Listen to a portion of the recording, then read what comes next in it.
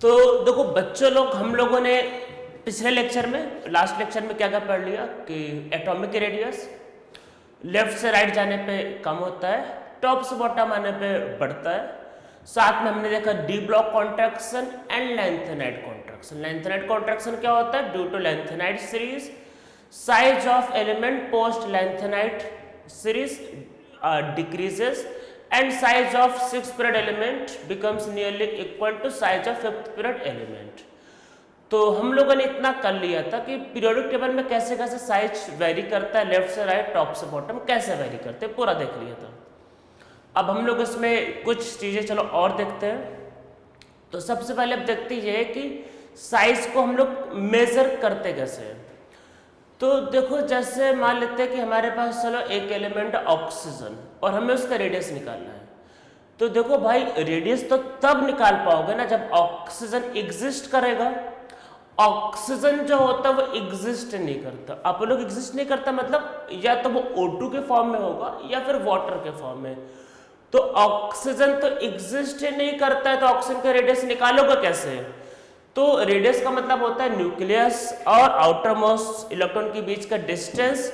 पर जब single electron exist करेगा तब आप बता पाओगे ना ये। अब होता क्या कि जो एटम होता है वो कंबाइंड स्टेट में एग्जिस्ट करता है। जैसे कोई कोवेलेंट बॉन्ड बना लेगा, कोई मेटेलिक बॉन्ड बना लेगा, कोई कैटायन आयन बना लेगा। तो वो जो एटम जो होता है वो कंबाइंड स्टेट में एग्जिस्ट करता है। या फिर अगर इनर्ट गैस है तो फ्री एग्जिस्ट करेगा। तो जिस स्टेट में वो एग्जिस्ट करता है उसके अकॉर्डिंग हम लोग क्या निकालेंगे? रेडियस। तो वही रेडियस निकालते हैं। तो देखते हैं रेडियस कैसे कैसे निकल सकता है। सबसे पहले कोवेलेंट रेडियस। आपके मन में आएगा डाउट कि सर कोवेलेंट बॉन्ड क्या होता है? तो कोवेलेंट बॉन्ड हमारा नेक्स्ट चैप्टर है केमिकल बॉन्डिंग, उसमें आराम से करेंगे कोवेलेंट बॉन्ड के, आयनिक बॉन्ड के, वो आगे करेंगे। अभी बस रेडियस को समझो क्या होता है। तो जो एटम कोवेलेंट बॉन्ड बनाते हैं उनके लिए होता है कोवेलेंट रेडियस। ये होता क्या है?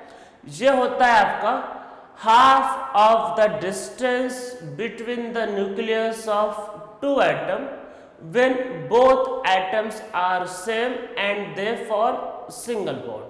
तो क्या होता है? लिख लो half of the distance between the nucleus of two atom when both atoms are same and they form single bond। उसमें सिंगल बॉन्ड होना चाहिए, ऐसे नहीं कि डबल ट्रिपल बना दे तो भी कैलकुलेशन गलत हो जाएगा। तो क्या होता है समझते, जैसे हमारे दो एटम है और देखो दोनों ने मिलकर ये पहला एटम है, मान लेते हैं आपके पास बॉन्डिंग कर रहे हैं, एटम को ले रहे हैं। और ये दूसरा एटम, मान लेते हैं दो एटम, मान लेते हैं दो सेम एटम है। तो ये दो एटम है, इनके न्यूक्लियस के बीच का डिस्टेंस हम लोग डी को लेते हैं, मान लेते हैं डी है। तो आपके पास इसमें जो इनका जो होगा covalent radius this will be D by two. ठीक है, डी बाई टू। तो आपके मन में आएगा सर ये तो डी यहां तक है तो डी बाई टू तो ये यहां आ रहा है। तो देखो रेडियस का मतलब तो यहां से यहां होना चाहिए आप बोलोगे, पर ये तो सर कम आ रहा है। हाँ मुझे पता है ये बात, और एक्चुअल में ऐसा है, हमारी मजबूरी अब जिस फॉर्म में एग्जिस्ट करता है वही तो करना पड़ेगा। तो आप लिख लो इसमें नीचे, ये ड्रॉ करने के बाद लिखो covalent radius of an atom is less than the actual radius of atom. तो कोवेलेंट रेडियस क्या होता है? एक्चुअल रेडियस ऑफ एटम से कम होता है। देखो सिंगल बॉन्ड का बनाने का मतलब ये था कि अगर आप डबल बॉन्ड करोगे तो उनके बीच का डिस्टेंस कम हो जाएगा तो चीजें सही नहीं आती है। तो इसलिए क्या होगा, ये हाफ ऑफ द डिस्टेंस होता है, half of the distance between nucleus of two atom, और दोनों एटम सेम होने चाहिए तभी तो सही इक्वल इक्वल बटेगा, और प्लस दोनों के बीच में सिंगल बॉन्ड होना चाहिए। तो ये जो होता है ये होता है कोवेलेंट रेडियस, और मोस्ट ऑफ द एलिमेंट हम लोग क्या निकालते हैं? Covalent radius. ठीक है, इसी से मिलता जुलता एक टर्म में बस लिख लो ये फॉर्मेलिटी के लिए, मेटेलिक रेडियस। तो जो एलिमेंट मेटेलिक बॉन्ड बनाते हैं, मेटेलिक बॉन्ड जैसे आयरन में होता है, कोबाल्ट में होता है, निकल, कॉपर, जिंक, गोल्ड, जो मेटेलिक बॉन्ड बनाते हैं। तो ये क्या होता है?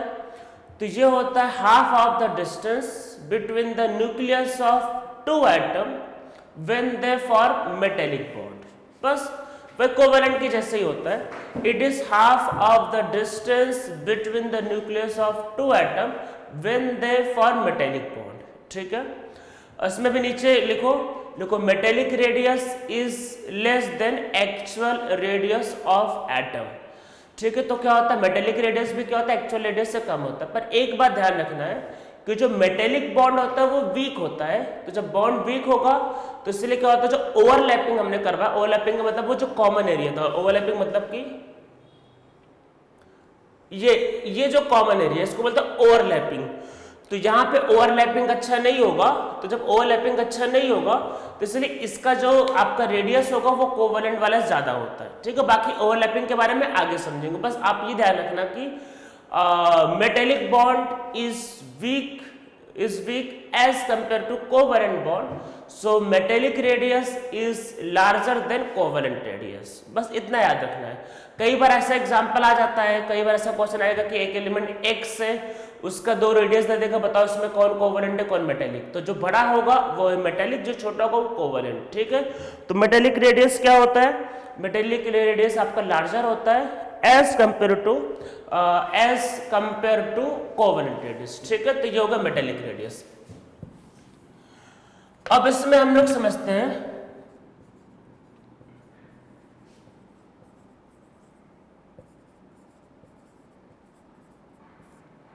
Van der Waals radius. Van der वाल एक बहुत फेमस साइंटिस्ट, इन्होंने केमिस्ट्री में बहुत ज्यादा रिसर्च किया हुआ है।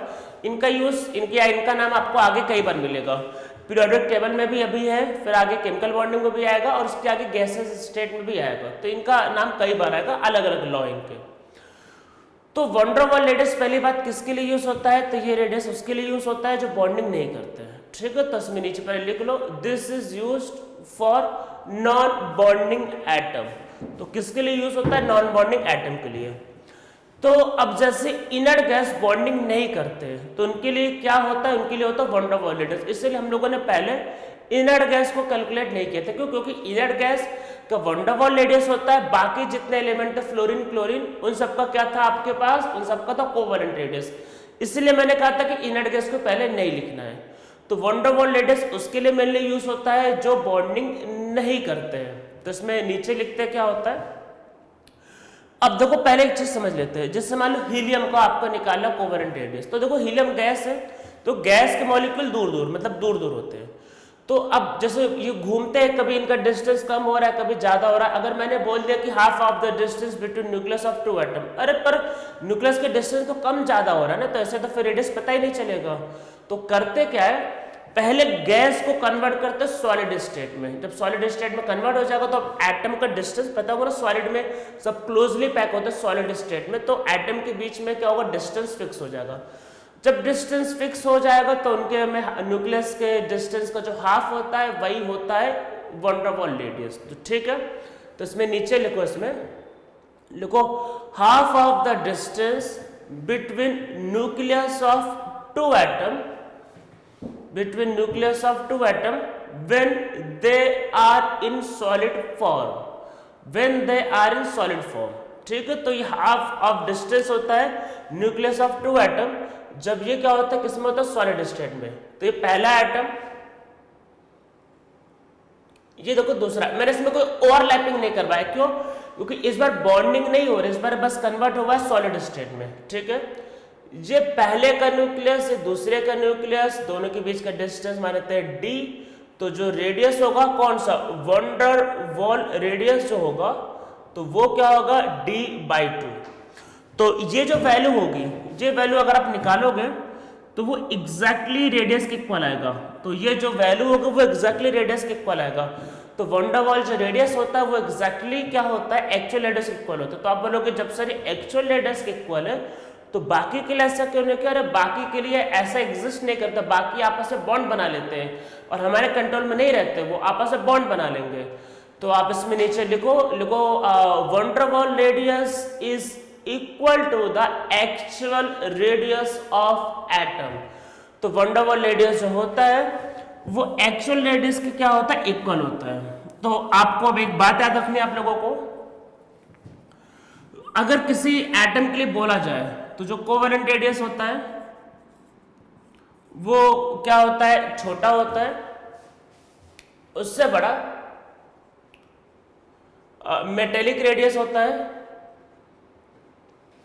और उससे बड़ा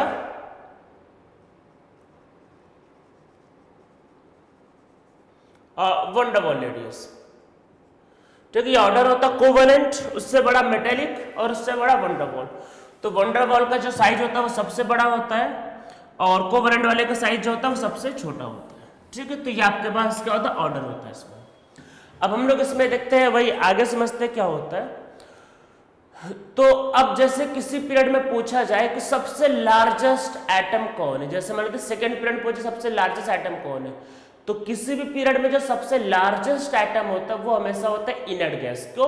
क्योंकि इनर्ट गैस का वन डर वाल रेडियस होता है, बाकी सबका कोवेलेंट या मेटेलिक होता है। तो अब इसमें नीचे लिखो in any period largest element is inert gas, in any period largest element is inert gas। तो मतलब क्या है, lithium, beryllium, boron, carbon, nitrogen, oxygen, fluorine. अगर नियॉन का साइज पूछा जाए तो नियॉन सबसे ऊपर है। ठीक है, तो किसी भी पीरियड में जो सबसे लार्जेस्ट एलिमेंट होता है वो कौन होता है, इनर्ट गैस। क्यों? क्योंकि उसका जो रेडियस होता है वो होता है वन डर वाल रेडियस, उसका साइज ज्यादा होता है। तो याद रखना किसी भी पीरियड का लार्जेस्ट एलिमेंट क्या होता है, इनर्ट गैस होता है। ठीक है, अब हम लोग इसमें आते हैं कटायन और अनायन पे। तो अगर आप कभी भी मतलब नीचे लिख लो आयनिक रेडियस, अब हमारा टॉपिक है आयनिक रेडियस।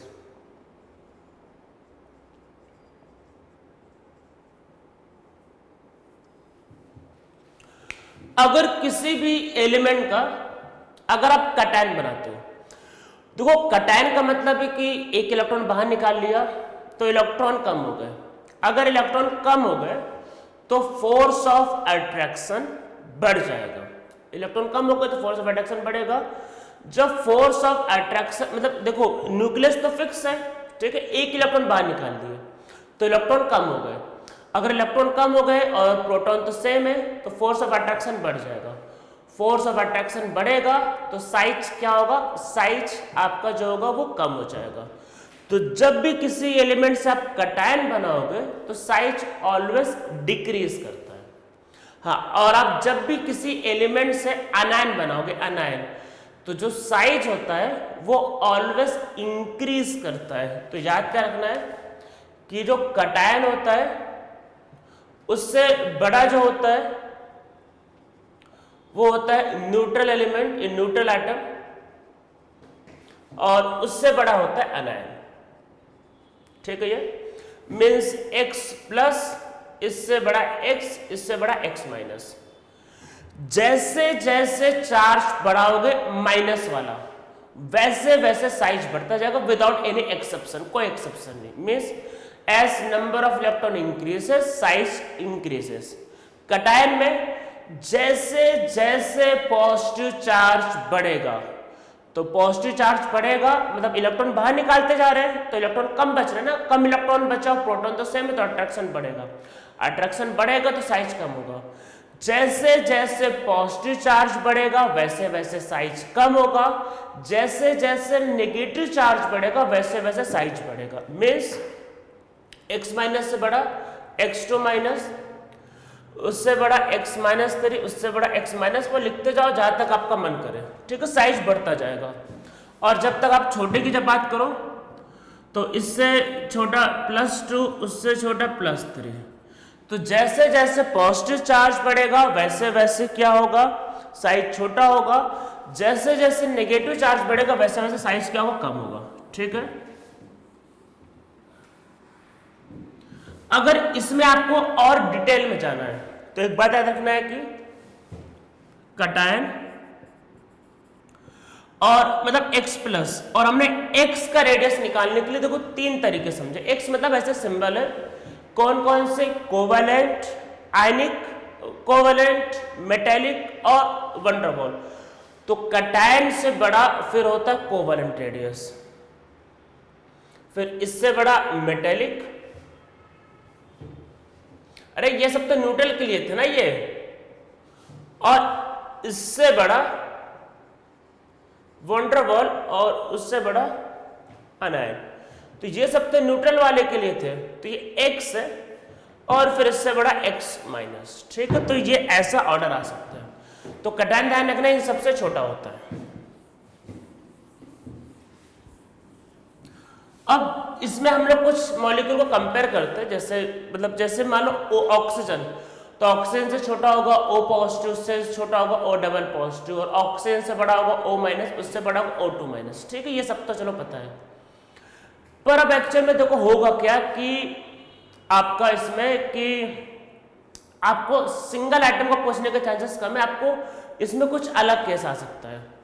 तो एक टर्म मैंने वैसे पहले आपको कभी ना कभी बताया होगा एटॉमिक स्ट्रक्चर में, that is isoelectronic, isoelectronic species. तो इसको लिख लो एक बार अगर आपको जैसे नहीं याद हो तो क्या होता है, सेम नंबर ऑफ इलेक्ट्रॉन। तो आइसोइलेक्ट्रॉनिक स्पीशीज लिख लो, सेम नंबर ऑफ इलेक्ट्रॉन। इस पे क्वेश्चन काफी चांस से पूछा जा सकता है सीटी, जेईई या नीट जैसे एग्जाम में। तो आइसोइलेक्ट्रॉनिक का साइज पूछा जाता है, तो क्या होता है, सेम नंबर ऑफ इलेक्ट्रॉन। इसमें क्या करोगे आप, E/P का रेशियो निकालोगे, E/P का रेशियो मतलब इलेक्ट्रॉन ज्यादा होगा। देखो अगर प्रोटॉन ज्यादा है तो प्रोटॉन ज्यादा होगा, प्रोटॉन खींच लेगा। अगर प्रोटॉन ज्यादा है तो प्रोटॉन खींच लेगा अपने पास इलेक्ट्रॉन को, तो साइज छोटा हो जाएगा। मान लो प्रोटॉन कम हो गए तो नहीं खींच पाएगा, तो साइज ज्यादा। तो जैसे जैसे E/P का रेशियो इंक्रीज करेगा तो क्या होगा, साइज इंक्रीज करेगा। तो देखो S electron upon proton ratio increases, size also increases. तो साइज क्या होता है, बढ़ने लगता है। तो समझते हैं इन सबका क्या मतलब है। चलो एक एग्जांपल देखते हैं।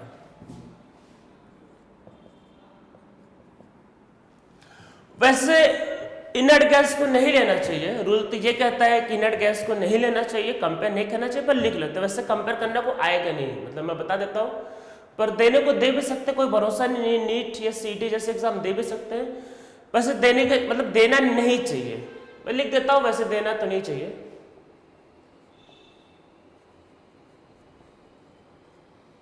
सपोज करते ही तो इन सब में मैंने इलेक्ट्रॉन निकाले, तो देखो सब में ऑक्सीजन में 8 और -2 मतलब 10, तो सब में कितने इलेक्ट्रॉन है, 10। और जब प्रोटॉन निकालेंगे तो यहां पे सिर्फ 8 प्रोटॉन, 9, 10। सोडियम में 11 प्रोटॉन होते हैं, मतलब सोडियम में 11 प्रोटॉन है, ज्यादा अट्रैक्शन है, 11, 12, 13। तो ये तो देखो होगा क्या कि जहां पे प्रोटॉन कम है तो अट्रैक्शन कम होगा, वहां प्रोटॉन ज्यादा है तो वहां पे अट्रैक्शन क्या होगा, ज्यादा। तो ज्यादा अट्रैक्शन है, कम अट्रैक्शन, ठीक है। तो E/P का रेशियो निकालो, E/P का रेशियो। तो किसका रेशियो ज्यादा आ रहा है, इसका रेशियो ज्यादा आ रहा है, फिर इसका कम कम, देखो ये और कम, तो रेशियो कम होता गया। तो इसका मतलब क्या है कि आप जब इधर साइड आओ, मतलब इधर साइड ऑक्सीजन की साइड, तो E/P का रेशियो देखो ज्यादा है तो बड़ा है, तो जो साइज होगा वो बढ़ेगा, मतलब इसका साइज ज्यादा, फिर ये छोटा, फिर ये छोटा, फिर ये छोटा, फिर और छोटा, ठीक है। ऐसा क्वेश्चन आ सकते हैं। तो इनमें E/P का रेशियो निकालना, ऐसे केस में E/P का रेशियो, जिसका रेशियो ज्यादा उसका साइज ज्यादा, ठीक है। तो आप इसको सिंपली कर सकते हो। तो E/P के रेशियो को हम लोग निकाल के साइज को कंपेयर कर सकते हैं, ठीक है। ये अब इसमें कुछ चीजें एक और समझ लेते हैं।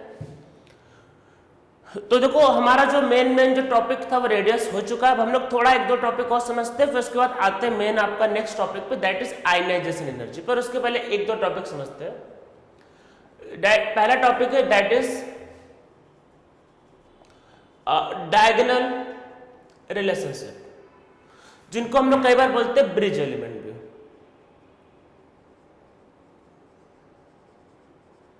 अब ब्रिज एलिमेंट तो एक्चुअल में है क्या, ये रूल सिर्फ 2-3 एलिमेंट के लिए वैलिड है। तो जैसे एक एलिमेंट है लिथियम, तो लिथियम का जो प्रॉपर्टी देखो, ऐसा वैसे नॉर्मली क्या होता है कि टॉप से बॉटम आने पे क्या होता है, टॉप से बॉटम आने पे जो प्रॉपर्टीज होती है वो सेम होती है।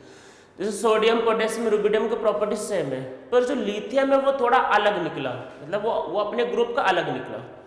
तो वो क्या है कि जो लिथियम होता है, लिथियम की प्रॉपर्टी क्या है, सोडियम से मैच नहीं करती, बल्कि लिथियम की प्रॉपर्टी मैच करती है मैग्नीशियम से। तो हमने क्या देखा, कुछ एलिमेंट्स के लिए जैसे लिथियम, बेरिलियम और बोरॉन, सिर्फ इन्हीं कुछ एलिमेंट्स के लिए सोडियम, मैग्नीशियम, एल्युमिनियम और सिलिकॉन। मैंने मेटलॉइड के बारे में बताया था, सिलिकॉन मेटलॉइड होता है और एक्चुअली बोरॉन भी मेटलॉइड होता है, दोनों की प्रॉपर्टी काफी सेम होती है। तो लिथियम को हमने देखा कि लिथियम का प्रॉपर्टी क्या है, सोडियम से मैच। देखो प्रॉपर्टी का मतलब होता है जैसे रिएक्शंस, तो आगे चलकर हम लोग देखेंगे जो रिएक्शंस मैग्नीशियम देता है वही रिएक्शन लिथियम देता है। और इवन आप समझो जैसे जब साइज की बात करोगे तो साइज जहां से यहाँ बढ़ेगा पर यहाँ से यहाँ कम हो जाएगा, तो दोनों का साइज सेम। अरे रेडियस यहाँ से यहाँ बढ़ता है ना, यहाँ से यहाँ कम, तो सेम। तो इनकी प्रॉपर्टी काफी सेम होती है। तो लिथियम की जो प्रॉपर्टी होती है वो मैग्नीशियम से मैच करती है, बेरिलियम की प्रॉपर्टी एल्युमिनियम से मैच करती है और बोरॉन की प्रॉपर्टी सिलिकॉन से मैच करती है। इसको बोलते हैं दिस इज डायगोनल रिलेशनशिप। तो इसका प्रॉपर्टी इससे मिलता है, इसका प्रॉपर्टी इससे मिलता है, इसका प्रॉपर्टी इसका मिलता है। तो जो एलिमेंट एक दूसरे के जो डायगोनल में है उनका प्रॉपर्टी सेम होता है, दिस इज डायगोनल रिलेशनशिप। ठीक है, तो ये शुरू के 3 एलिमेंट के लिए बहुत डोमिनेटिंग है और सबसे देखो सबसे ज्यादा डोमिनेटिंग यहाँ पे है, फिर इससे कम यहाँ, इससे कम यहाँ, और आगे में इतना इंपॉर्टेंट नहीं रहता। तो याद रखना है कि लिथियम, बेरिलियम और बोरॉन के केस में डायगोनल रिलेशनशिप होता है और उनकी प्रॉपर्टी अपने ग्रुप के नीचे वाले एलिमेंट से मैच नहीं करती, उनकी प्रॉपर्टी अपने ग्रुप के डायगोनल वाले एलिमेंट से मैच करती है। इसलिए इसको तो ब्रिज, मतलब ब्रिज की जैसा दिख रहा है ना, इनको बोलते हैं ब्रिज एलिमेंट भी। तो ये अपने एलिमेंट का क्या होता है, जो डायगोनल में होते हैं उससे इनका प्रॉपर्टी मैच करता है। ठीक है, ये तो ये होता है डायगोनल रिलेशनशिप। अब हम लोग कुछ बातें करने जा रहे हैं, उसको समझो। जैसे लिथियम और मैग्नीशियम, अगर आपसे पूछे साइज के बारे में, ये इनका साइज का ऑर्डर है, ये साइज का ऑर्डर है। ठीक है, अगर आप पूछे जाए बेरिलियम और एल्युमिनियम में, तभी इसका साइज का ऑर्डर यही है। ठीक है, पर मैं कुछ चीजें, या फिर अगर आप लिखना चाहो बोरॉन में, तो बोरॉन और सिलिकॉन में यही साइज का ऑर्डर है। पर मैं एक बहुत इंपॉर्टेंट एक्सेप्शन बताने जा रहा हूं, वो ध्यान रखना है। Li से जब बनता है Li पॉजिटिव और एक इलेक्ट्रॉन निकालता है ना ये, और Mg से बनता है Mg2 पॉजिटिव, तो इसका ये साइज का ऑर्डर है, ये बहुत इंपॉर्टेंट है। जेई मेन, जेई एडवांस और नीट, इंडिया में कोई ऐसा एग्जाम नहीं जिसमें ये आया नहीं हो। जेई एडवांस में 2 बार आ रखा है। ठीक है, तो ये ध्यान रखना है, लिथियम का साइज Li प्लस का साइज M2 प्लस Mg+2 से बड़ा होता है। देखो रैंडम कोई भी कंपैरिजन नहीं आ सकता, आपको वही आएगा जहां पे जो चीजें आपको पता होना चाहिए, ये फेमस है, ये पता होना चाहिए। तो Li प्लस का साइज Mg+2 से बड़ा होता है, पर इसमें ऐसा एक्सेप्शन नहीं है, ये एक्सेप्शन है और बाकी इनमें कोई एक्सेप्शन नहीं। तो Be+2 का साइज L+3 से छोटा होता है और बोरॉन +3 का साइज सिलिकॉन +4 से छोटा होता है। पर वो ध्यान रखना है कि जो लिथियम +1 का जो साइज होता है वो मैग्नीशियम +2 से क्या होता है, बड़ा होता है वो। ठीक है, ये बात को आपको ध्यान रखना है। तो ये कुछ हो गए डायगोनल रिलेशनशिप। अब हम लोग इसमें 1-2 बातें और समझते हैं। तो एक होता है आपके पास, जैसे मैंने अभी थोड़ी देर पहले बताया था, स्क्रीनिंग इफेक्ट, तो उसको समझ लो। स्क्रीनिंग इफेक्ट तो समझ में आ रहा होगा। स्क्रीनिंग इफेक्ट के बारे में मैं आपको 1-2 बातें बता देता हूं जो आपको ध्यान रखना है।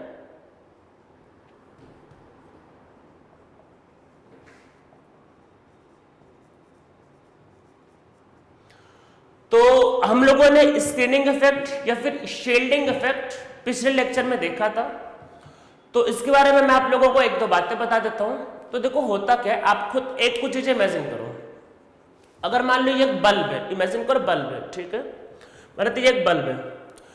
अगर मेरा हाथ यहां पे है तो इसका एक ना एक शैडो बनेगा, शैडो छोटा होगा।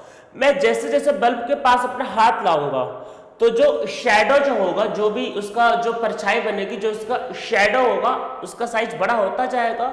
तो वैसे समझ लो कि न्यूक्लियस के लिए, तो जो न्यूक्लियस के पास जो इलेक्ट्रॉन होगा उसका शील्डिंग इफेक्ट ज्यादा होता है, इसलिए मैंने कहा था उसके लिए सिग्मा की वैल्यू 1।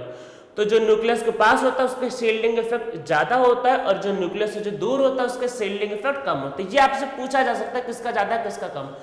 तो जो इलेक्ट्रॉन न्यूक्लियस के जितना करीब होगा या जो इलेक्ट्रॉन जितना अंदर होगा उसका शील्डिंग इफेक्ट ज्यादा होता है। तो आप इसमें नीचे लिख लो कि लिखो shielding effect of inner electron is more than the outer electron. ठीक है, फिर इसमें आगे लिखते हैं कि electron nearer to the nucleus have more shielding effect. तो जो इलेक्ट्रॉन क्या होता है कि ज्यादा नियर होते हैं, electron nearer to nucleus have more shielding effect. तो जो इलेक्ट्रॉन क्या होता है न्यूक्लियस के ज्यादा नियर होते हैं उनका ज्यादा क्या होता है शील्डिंग इफेक्ट। तो electron nearer to nucleus have more shielding effect. ठीक है, तो जो इलेक्ट्रॉन न्यूक्लियस के ज्यादा वही करीब होते हैं उनका जो भी आपका शील्डिंग इफेक्ट होता है वो क्या होता है ज्यादा होता है। ठीक है, आपको समझ में आ रहा होगा ये। तो अंदर के इलेक्ट्रॉन का क्या होता है शील्डिंग इफेक्ट ज्यादा होता है बाहर वाले का। इसमें मुझे एक्चुअली ये नहीं बताना था, मुझे कुछ और बताना था। देखो अब होता क्या है, जैसे न्यूक्लियस है तो एस जो होता है वो पूरा क्या होता है स्फेरिकल। ठीक है, तो वो हर साइड से न्यूक्लियस को घेरता है। तो एस वाले इलेक्ट्रॉन का क्या होता है जो शील्डिंग इफेक्ट होता है वो ज्यादा होता है। ठीक है, पी क्या होता है, देखो पी क्या होता है डंबल। तो डंबल में क्या होगा कि ये देखो डंबल तो ऐसा होगा ना ये, तो इसमें देखो इधर का एरिया खाली रह गया, तो जो पी का जो शील्डिंग इफेक्ट होगा वो कम हो जाता है। और डी में तो और डंबल हो गए तो और खाली रीजन आ जाते हैं, तो उसमें शील्डिंग इफेक्ट कम होता जाता है। तो याद रखना है कि शील्डिंग इफेक्ट जो होता है तो इसमें अगर सेम मतलब हमारे तक सेम मेन शेल है तो इसमें एस का इफेक्ट ज्यादा होता है, फिर पी, फिर डी, फिर एफ। तो जो शील्डिंग इफेक्ट का ऑर्डर उसमें सबसे ज्यादा एस, फिर पी, फिर डी, फिर एफ, ये इसका ऑर्डर आता है। इसमें एक टर्म आपको याद रखना है,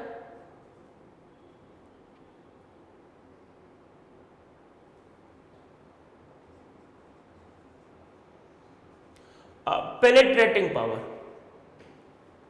तो वो भी same S, P, D and F का ज्यादा।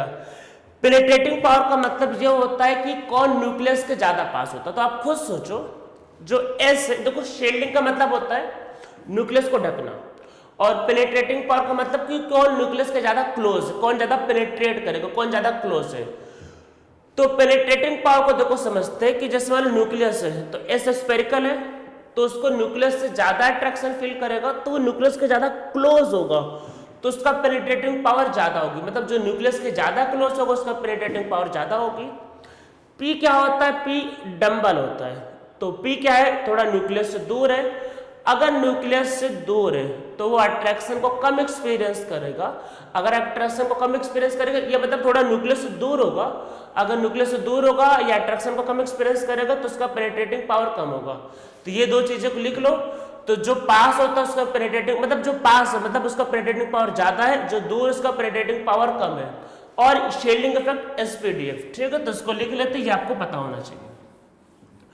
तो हम लोगों का जो टॉपिक है, जो एटॉमिक रेडियस या आयनिक रेडियस, वो एक्चुअल में कंप्लीट हो चुका है। तो अब हम लोगों का जो नेक्स्ट टॉपिक है उसका नाम है आपका आयनाइजेशन एनर्जी। ठीक है, तो हम लोगों का जो नेक्स्ट टॉपिक है तो उसका आपके पास नाम क्या है,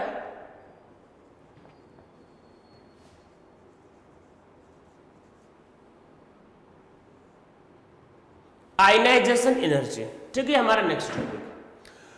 तो सबसे पहले क्वेश्चन यही आता है कि आयनाइजेशन एनर्जी होता क्या है। ठीक है, तो देखो होता क्या है कि जैसे आयनाइजेशन एनर्जी आप लोगों ने एटॉमिक स्ट्रक्चर में भी सुना है, पढ़ा है कि अगर एक इलेक्ट्रॉन को अगर आप लोअर ऑर्बिट से इनफाइनाइट ऑर्बिट में लेके जाते हो, इनफाइनाइट ऑर्बिट में, तो वो कहलाता है आयनाइजेशन एनर्जी। ठीक है, तो वो तो चलो एटॉमिक स्ट्रक्चर के लिए था। अब हम लोग कुछ अलग इसमें लिखते हैं, अलग समझते हैं। तो एक मान लेते हैं एक एटम है और एटम में एक इलेक्ट्रॉन था। अगर आप एटम में इलेक्ट्रॉन को बाहर निकालो, मतलब बाहर निकालो, उसको बाहर निकालने में जो एनर्जी जो लगता है वही होता है आयनाइजेशन एनर्जी। तो क्या होता है कि किसी भी एटम में इलेक्ट्रॉन को बाहर निकालने की जो एनर्जी होती है वो होता है आयनाइजेशन एनर्जी। अभी मैं डेफिनेशन लिखवाता हूं, पहले आप समझ लो। अब अगर आप एटम को जैसे मान लेते हो सॉलिड या लिक्विड स्टेट में लेते हो, तो देखो सॉलिड स्टेट में क्या होता है, बहुत क्लोज एटम होते हैं। तो अगर आप किसी एक एटम से इलेक्ट्रॉन निकालना चाहोगे तो वो आसपास के एटम से अफेक्ट होगा, क्योंकि बहुत क्लोज एटम है। तो किसी एक से अगर आपको इलेक्ट्रॉन निकालना होगा तो आसपास के एटम से वो अफेक्ट होगा। तो इसलिए हम लोग क्या करते हैं कि कोई एक एटम दूसरे एटम को अफेक्ट ना करे, इसलिए हम लोग पहले क्या करेंगे, सबको बनाते हैं गैसेस स्टेट में लेके जाते हैं। कहाँ लेके जाएंगे, गैसेस स्टेट में। तो गैसेस स्टेट में पहले लेके जाना है सबको, फिर वहां पे क्या करना है, इलेक्ट्रॉन को बाहर निकालना है। इलेक्ट्रॉन को बाहर निकालने की जो एनर्जी होती है वही होता है आयनाइजेशन एनर्जी। ठीक है, तो लिखते हैं इसमें क्या होता है, तो लिखो amount of energy required to remove an electron from isolated gaseous atom. ठीक है, to remove an electron from isolated gaseous atom. तो हमें क्या है कि उसको जो एटम उसको पहले आइसोलेट करना है गैस फॉर्म में, फिर उससे इलेक्ट्रॉन निकालना है। ठीक है, जिससे आपका कोई डिस्टर्ब ना करे। अब नॉर्मली क्या होता है, क्योंकि अब हमें आगे चीजों को कैलकुलेट करना है, तो नॉर्मली ये सब जो वैल्यू होती है 1 मोल के लिए डिफाइंड होता है। तो आप इसमें नेक्स्ट लाइन से लिखो normally ionization energy is defined for 1 mole. तो किसके लिए डिफाइंड होता है, नॉर्मली 1 मोल के लिए। ठीक है, तो इसको समझते हैं क्या होता है। जैसे मान लो x है, x को गैस के फॉर्म में लेना है, तो इससे क्या बनेगा, x प्लस गैस, दोनों गैस होने चाहिए, प्लस इलेक्ट्रॉन बाहर। इसको करने में जो भी एनर्जी का सिंबल होता है delta H symbol of energy, बस याद रखना एनर्जी का सिंबल है। बाकी है क्या आगे कभी करेंगे, जब आगे चैप्टर आएगा थर्मोडायनेमिक्स की एनर्जी कौन कौन से फॉर्म में होता है। एच एक्चुअल में एच का मतलब होता है एंथैल्पी, यस, पर क्या होता है आगे समझेंगे। बस अभी को ध्यान रखना है कि डेल्टा एच, तो डेल्टा एच का मतलब क्या है आपका, वो एनर्जी है वो। तो ये जो एनर्जी, इसको निकालने में जो भी एनर्जी लगेगा वही क्या होगा, यही होता है आपका आयनाइजेशन एनर्जी। ठीक है, आईई आयनाइजेशन एनर्जी किसका, एक्स का। ठीक है, तो ये होता है एक्स का आयनाइजेशन एनर्जी। तो ये बात ध्यान रखना, दोनों गैस के स्टेट में होने चाहिए, और इलेक्ट्रॉन को बाहर निकालने में जो भी एनर्जी लगेगा वही आपके पास कहलाता है क्या, आयनाइजेशन एनर्जी, वही आपका कहलाता है। ठीक है, ये तो इलेक्ट्रॉन को बाहर निकालने की जो एनर्जी होती है वही आपके पास होता है आयनाइजेशन एनर्जी। ठीक है, ये अब हम लोग इसमें देखो कुछ चीजों को और समझते हैं, जैसे क्या इसमें मतलब कि यही कि कैसे कन्वर्ट करते हैं। चलो एक एग्जांपल लेते हैं। H गैस से H प्लस गैस एक इलेक्ट्रॉन को बाहर निकाला। एक कैलकुलेशन करने जा रहे हैं, उसको ध्यान से देखना आप लोग। इसका जो डेल्टा एच होता है वो होता है 13.6। अरे हाइड्रोजन बोर्स मॉडल में फोर्स ऑफ अट्रैक्शन -13.6, तो बाहर निकालने की एनर्जी 13.6। तो क्या होगा, 13.6 एनर्जी क्या होगा, इलेक्ट्रॉन वोल्ट पर एटम, एक एटम के लिए। ठीक है, इसको देखो कन्वर्ट कैसे करेंगे। तो 13.6 into 1.6 into 10⁻⁻⁹, this will be joule पर एटम।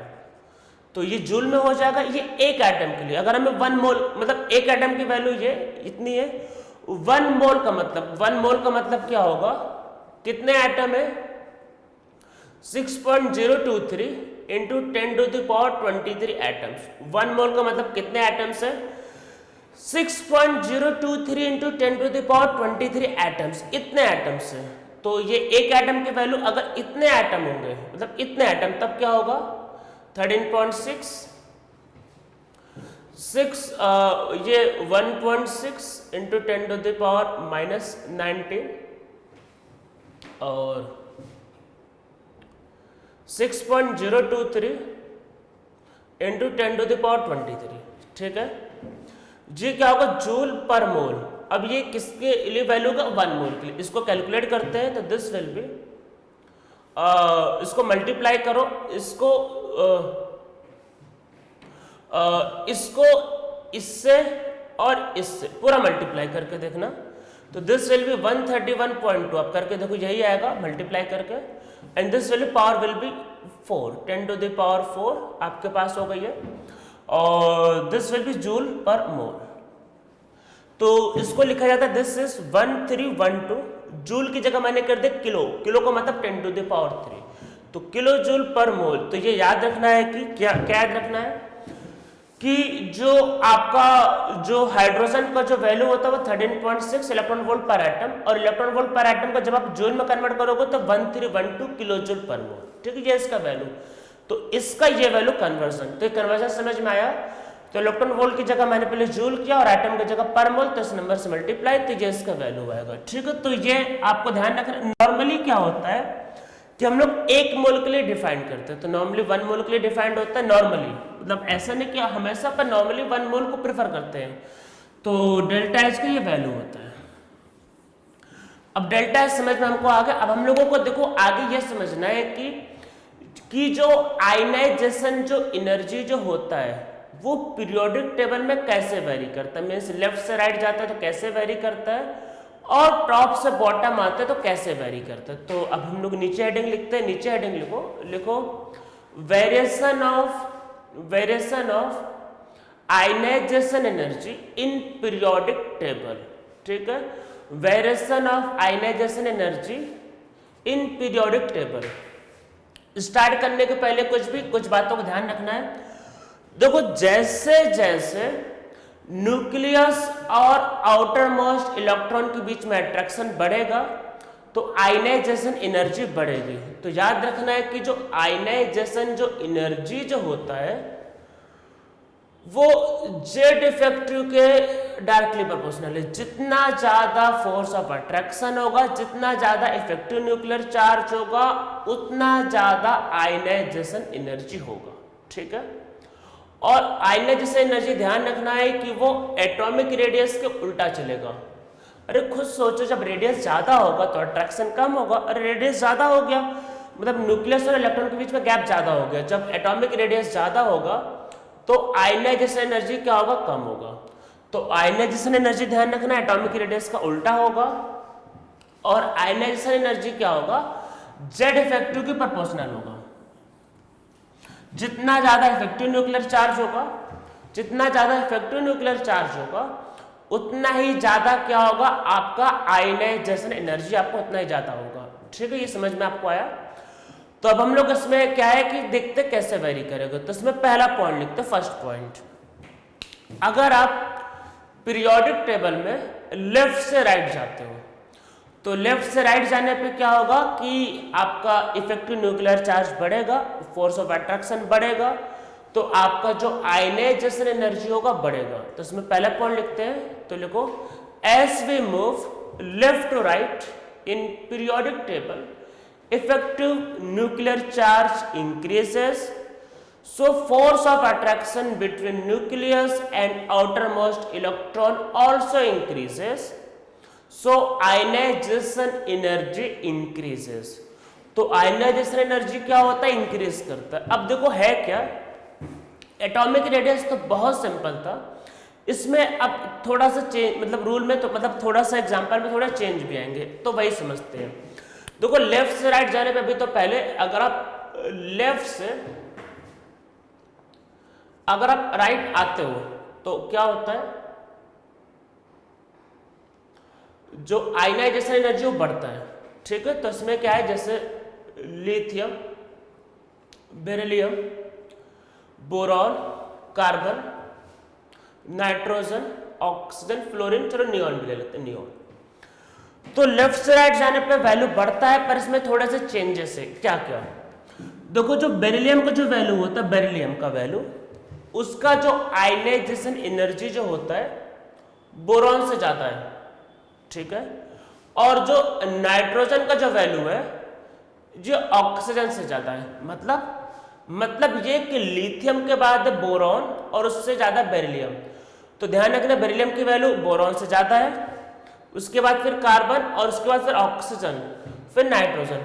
तो ध्यान रखना है कि नाइट्रोजन की वैल्यू ऑक्सीजन से ज्यादा है, फिर फ्लोरीन और नियॉन। तो इनर्ट गैस है, इनर्ट गैस से इलेक्ट्रॉन निकालना मीन्स नियरली इम्पॉसिबल।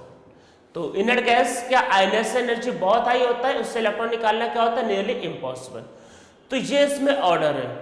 पहले इसमें चलो रीजन समझते हैं कि क्या है, फिर आगे कुछ चीज समझते हैं। पहले इसमें मैं चलो यहाँ पे लिख लिया होगा, अब हम लोग इसमें आगे पहले रीजन समझ लेते हैं। तो पहले रीजन समझते कि आपका ऑक्सीजन से ज्यादा नाइट्रोजन का आयनाइजेशन एनर्जी। तो पहले लिख लो इसमें ionization energy of nitrogen is more than oxygen. और इसमें देखो जो वैल्यू जो होता है इनमें डिफरेंस बहुत ज्यादा नहीं होता, बहुत थोड़ा सा डिफरेंस है। तो इसमें अब नीचे एक चीज और लिख लो ionization energy of nitrogen is nearly equal to the ionization energy of oxygen। ठीक है, तो आयनाइजेशन का जो आयनाइजेशन एनर्जी जो होता है नाइट्रोजन का वो ऑक्सीजन के इक्वल, नियरली इक्वल या थोड़ा सा ज्यादा, बहुत बड़ा डिफरेंस नहीं, थोड़ा ज्यादा है। तो नाइट्रोजन का आयनाइजेशन एनर्जी ऑक्सीजन के आयनाइजेशन एनर्जी से थोड़ा सा ज्यादा होता है। अब रीजन समझते हैं। तो देखो रीजन क्या है, नाइट्रोजन में क्या होता है 1s2 2s2 2p3, oxygen 1s2 2s2 2p4। ठीक है, 2p3 हाफ फिल्ड।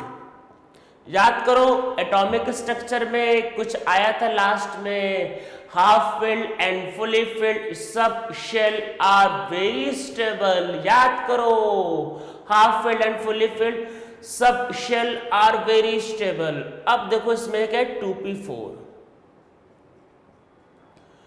अब देखो आयनाइजेशन एनर्जी का मतलब ये होता है कि इलेक्ट्रॉन बाहर निकालना है। ठीक है, हाफ फील्ड है, स्टेबल है तो इलेक्ट्रॉन नहीं निकालने देगा, और नहीं निकालने देगा तो आयनाइजेशन एनर्जी क्या होगा ज्यादा। ठीक है, ऑक्सीजन को देखो, ऑक्सीजन में इलेक्ट्रॉन कितने हैं 4। अगर आप ऑक्सीजन से एक निकाल दो तो ये हाफ फील्ड हो गया, हाफ फील्ड स्टेबल होता है तो वो आराम से निकाल के स्टेबल हो जाएगा। आप खुद सोचो अगर कोई काम करके इंसान स्टेबल हो रहा है तो काम कर देगा।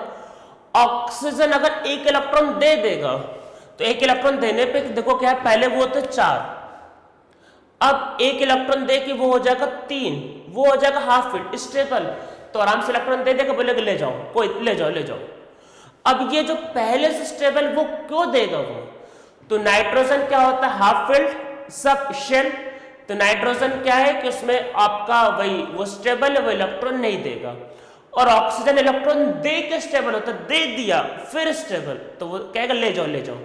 अब इलेक्ट्रॉन ले जाने देगा, जब इलेक्ट्रॉन को लेके जाने देगा तो मतलब इलेक्ट्रॉन इजीली निकल गया। इलेक्ट्रॉन अगर इजीली निकल गया तो उसका आयनाइजेशन एनर्जी कम। आयनाइजेशन एनर्जी का मतलब क्या होता है, इलेक्ट्रॉन को बाहर निकालने की एनर्जी। तो जितना कम वो स्टेबल होगा उतना आराम से इलेक्ट्रॉन निकालेगा, तो उतना कम उसका होगा आयनाइजेशन एनर्जी। तो आप इसमें नीचे लिख लो इसमें ये कि nitrogen have half filled, nitrogen have half filled p sub shell, nitrogen have half filled p sub shell, so nitrogen is stable, so ionization energy of nitrogen is slightly more than the oxygen, थोड़ा सा ज्यादा होता है। तो देखो half field के अलावा आप बोलोगे सर तो ज्यादा डिफरेंस होना चाहिए, नहीं ज्यादा नहीं हो सकता। क्यों, अरे ऑक्सीजन में ज्यादा प्रोटॉन होता है और नाइट्रोजन में कम प्रोटॉन होता है, तो उसका भी तो फर्क पड़ेगा ना ये। तो इसलिए नेट में क्या होता है, ऑक्सीजन का आयनाइजेशन एनर्जी नाइट्रोजन से थोड़ा सा कम होता है, थोड़ा सा कम। नाइट्रोजन की वैल्यू क्यों, क्योंकि नाइट्रोजन में हाफ फील्ड p सब सेल होता है, जिससे इलेक्ट्रॉन निकालना थोड़ा सा चैलेंजिंग है।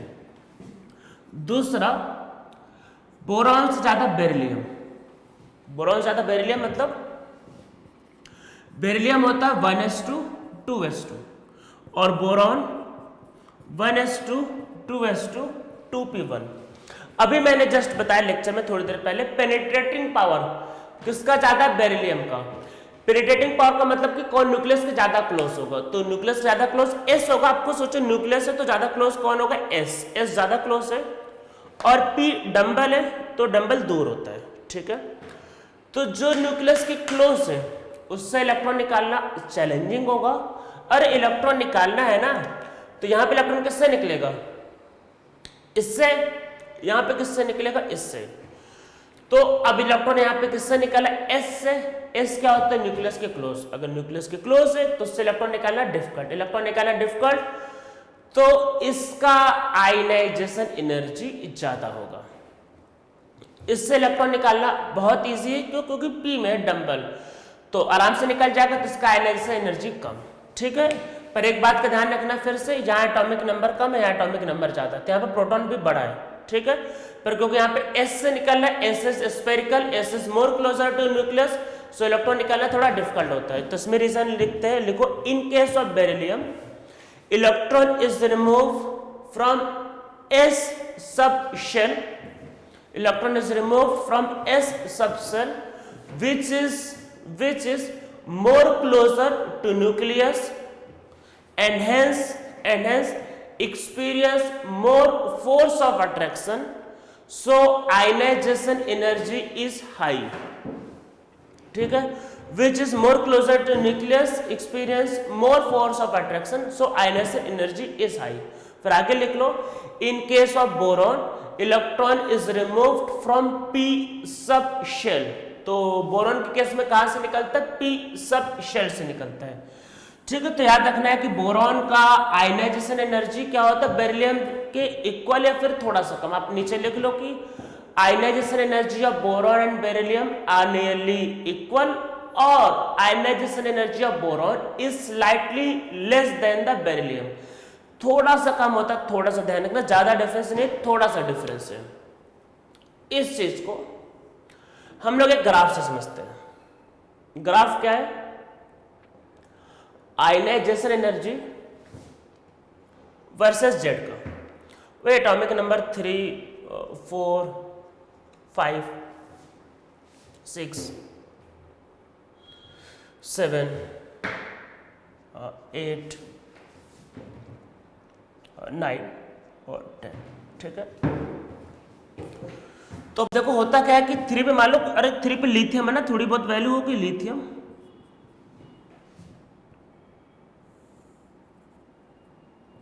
बेरिलियम, बोरॉन के केस में वैल्यू थोड़ा सा कम,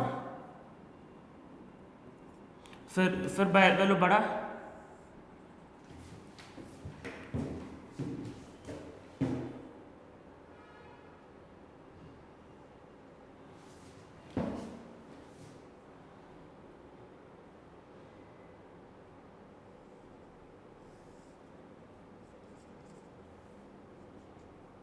नियॉन मतलब फाड़ के ऊपर निकल जाता है, क्यों, क्योंकि इनर्ट गैस है, ऑक्सीजन, नाइट्रोजन, कार्बन और बोरॉन, तो इनकी वैल्यू देखो नियरली सेम है और इनकी वैल्यू देखो नियरली सेम, ज्यादा डिफरेंस नहीं होता। तो ऑक्सीजन का वैल्यू नाइट्रोजन की नियरली सेम होता है और बोरॉन की वैल्यू नियरली ये सेम होता है। ठीक है, और इनर्ट गैस ऊपर, तो ये आपको ध्यान रखना है। ठीक है, ये आपका ionization energy versus atomic number का कर्व है।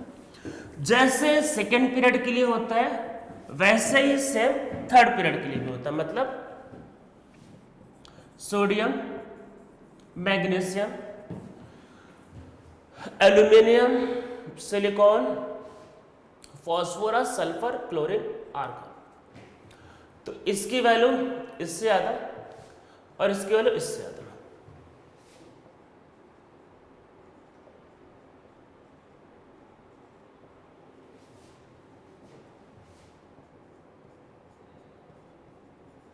और इनर्ट गैस की वैल्यू तो बहुत ज्यादा होती है, तो आर्गन की वैल्यू बहुत ज्यादा। ठीक है, तो ये इसका ऑर्डर होगा। बाकी हम लोग आज इतना ही करते हैं। इसके आगे ग्रुप में कैसे वेरिएशन होगा, कैटायन और एनायन में कैसे वेरिएशन होगा, वो हम लोग नेक्स्ट लेक्चर में करते हैं।